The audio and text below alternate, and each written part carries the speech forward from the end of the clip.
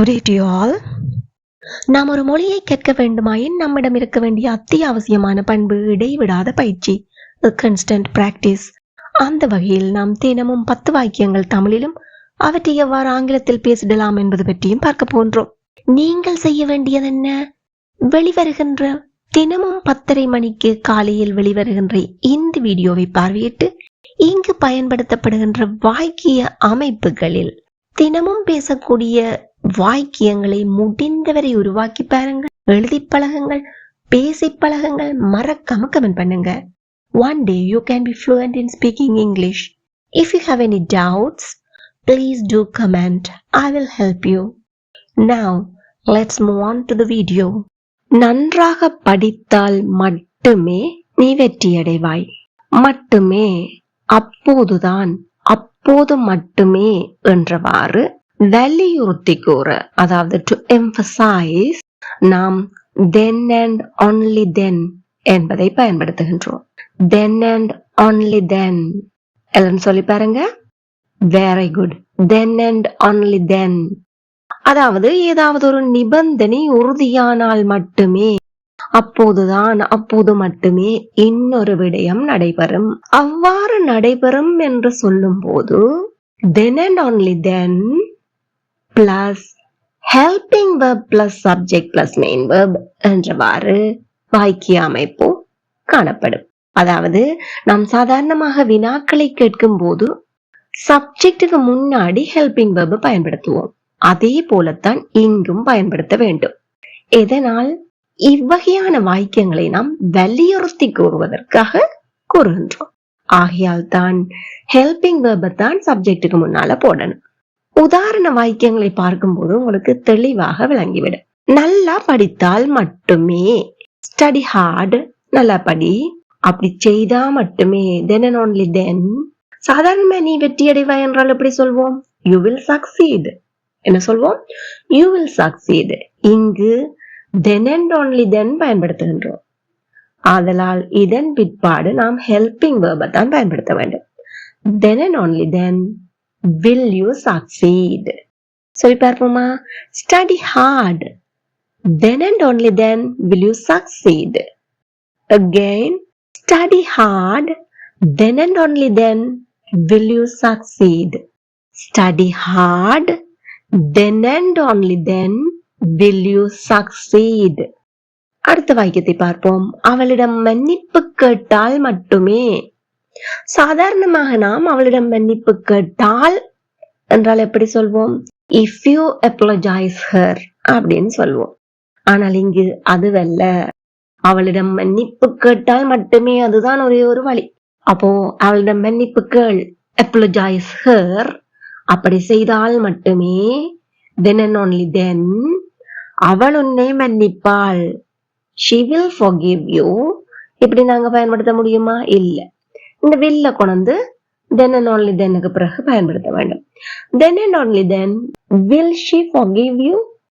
Apologize to her. Apologize to her. அவளிடம் மன்னிப்புகள். then and only then will she forgive you? Apologize to her. then and only then will she forgive you. Again, apologize to her. then and only then will she forgive you. எல்லாரும் வாய் விட்டு சத்தமா சொல்லி பாருங்க.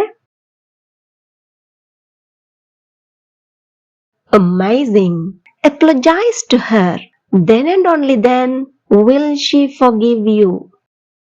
பணத்தை ஒழுங்காக சேமி, அப்போது மட்டுமே, அப்போதுதான் என்பதுதான் ஆக்சுவலி இந்த வடிவம். நாங்கள் இப்படியும் சொல்லலாம். பணத்தை ஒழுங்காக சேமித்தால் மட்டுமே வீடு வாங்க முடியும். உன்னால் ஒரு வீடு வாங்க முடியும். Save money regularly. ஒண்ணுங்க சேமி. Save money regularly. then and only then முடியும். உதவி வினை சொல் என்ன? can. then and only then can you buy a house. Save money regularly. then and only then can you buy a house. Save money regularly.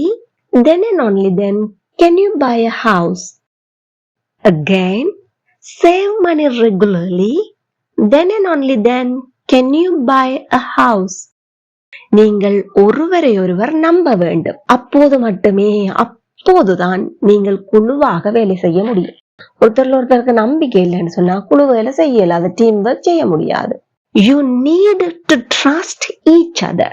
You need to trust each other. ஒருவரை ஒருவர் நம்ப வேண்டும். Then and only then can you work as a team. You need to trust each other. Then and only then can you work as a team. எல்லாம் வாய் விட்டு சத்தமா சொல்லி பாருங்க. Very good. இப்ப என் கூட சேர்ந்து சொல்லுங்க. You need to trust each other. Then and only then can you work as a team. You need to trust each other. Then and only then can you work as a team. இது கொஞ்சம் உங்களுக்கு பழக்கப்பட்டால் மட்டுமே இலகுவாக இருக்கும். திரும்ப திரும்ப இந்த உதாரணங்களை சொல்லி பயிற்சி எடுங்கள். அதன் பிறகு நடைமுறையில் நீங்கள் வேற என்ன வாக்கியங்களை எல்லாம் பேசலாம் என்பதை யோசித்து எழுதி பேசி பழகுங்கள். இந்த வீடியோ உங்களுக்கு பிடிச்சிருந்தா மறக்காம ஒரு லைக் பண்ணிடுங்க. உங்களுக்கு உதவி தேவைப்படும் நேரத்தில் எல்லாம் என்னை அழைக்க முடியும். உங்களுக்கு எப்பெல்லாம் உதவி தேவைப்படுதோ அந்த நேரத்துல எல்லாம் என்ன அழைக்கலாம். நேரத்தில் எல்லாம், பொழுதெல்லாம், போதெல்லாம் இவ்வாறான சொற்களை நாம் ஆங்கிலத்தில் whenever என்னும் சொல் மூலம் வெளிப்படுத்தலாம். என்ன பயன்படுத்துவோம்? Very good. Whenever. என்னை அழைக்க முடியும். You can call me. You can call me. எப்போதிலெல்லாம், whenever you need help. You can call me whenever you need help. Again, you can call me whenever you need help. அவள் தனது நண்பர்களை சந்திக்கும் போதெல்லாம் மகிழ்வாக உணர்கிறாள். மகிழ்வாக உணர்கிறாள். She feels happy. எப்போதெல்லாம், whenever she meets her friends. She feels happy whenever she meets her friends. சத்தமா சொல்லி பாருங்க. Amazing. She feels happy whenever she meets her friends. நான் அந்த பாட்டை கேட்கும் போதெல்லாம் உணர்ச்சி வசப்படுகின்றேன். எமோஷனலா இருக்கு எனக்கு. I get emotional whenever I hear that song. I get emotional whenever I hear that song. நாங்க இங்க லிசன் பயன்படுத்த கூடாதா அப்படின்னு யோசிப்பீங்க. பயன்படுத்தலாம். நாங்க சாதாரணமா சொல்லும் போது ஹியர் பயன்படுத்தலாம். அதாவது அதை நான் புலன் எல்லாத்தையும் செலுத்தித்தான் கேட்கணும் இல்ல. அந்த பாட்டு காதுல விழுந்தாலே போதும், எனக்கு எமோஷனலா இருக்கு. அதான் இது இந்த meaning. I get emotional whenever I hear that song. Again, I get emotional whenever I hear that song. எனக்கு இனிப்புகள் பிடிக்கும். எப்படியாகிலும் நான் அதிகம் சாப்பிடுவதை தவிர்க்க முயற்சிக்கிறேன். இனிப்பண்டா எனக்கு பிடிக்கும் தான், விரும்புறேன், நேசிக்கிறேன். ஆனாலும் என்ன செய்யறேன்? அதிகம் சாப்பிடுறத தவிர்க்க முயற்சிக்கிறேன். எப்படியாகிலும் இவ்வாறாக எப்படித்தான் எப்படியாகிலும் இருந்த போதிலும் இதற்கெல்லாம் நாம் ஆங்கிலத்தில் however என்பதை பயன்படுத்துவோம். என்ன பயன்படுத்துவோம்? Very good. However. I love sweets. However, I try முயற்சி செய்கிறேன். I try to avoid eating too many. அதிகம் சாப்பிடுவதை தவிர்க்க முயற்சிக்கிறேன். I love sweets. However, I try to avoid eating too many. I love sweets. However, I try to avoid eating too many. இதுவே எண்ணப்பட முடியாத பொருட்களை பற்றி சொல்லும் போது too much அப்படின்னு சொல்வோம்.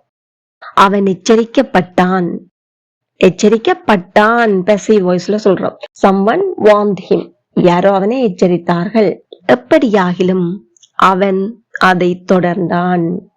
He was warned. He was warned.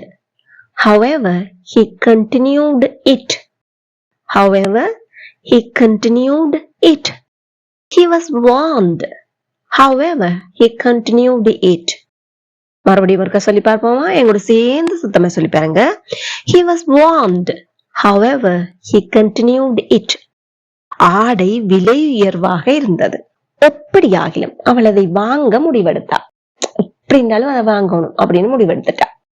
The dress was expensive. இருந்தது. The dress was expensive. However, she decided, அவள் முடிவெடுத்தாள் என்ன செய்வதற்கு, to buy it. The dress was expensive. However, she decided to buy it.